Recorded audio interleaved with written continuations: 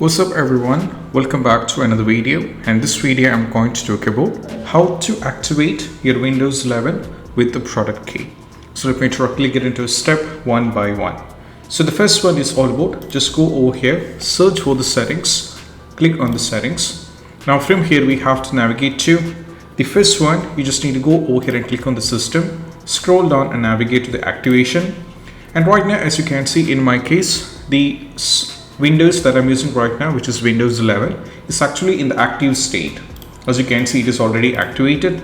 And if I want to change the product key, all I have to do is just go over here, click on this one, change product key. So it will be getting this. So here where you have to type your product key, which you will be having if you've already purchased the Windows, which you'll be receiving in an email. But if you don't have, I'll be showing you how to do this, how to get the product key.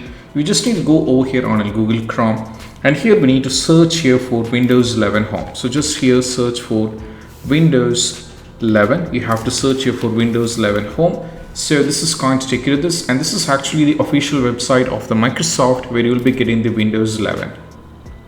And from here in the Windows 11, you will be able to find or download, or you can get the Microsoft Windows 11. For the officially, you can purchase it for the respective price. So the price range is different from one country to another. So it might be around £16 in the UK and all those things.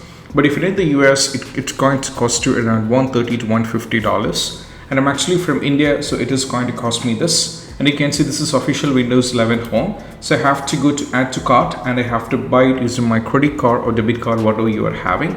And you will be receiving the code over here via email on your respective email ID. And once afterwards, you just need to go over here and click on the change product key. Over here you have to type the code that you received, and you have to do it. So this is how we can do this, or how we can activate your Windows and how on your Windows 11. And I hope this video is helpful, and if you find this video helpful, don't forget to subscribe and click on the bell icon for more notification. See you soon in the next video. Peace out. Bye bye.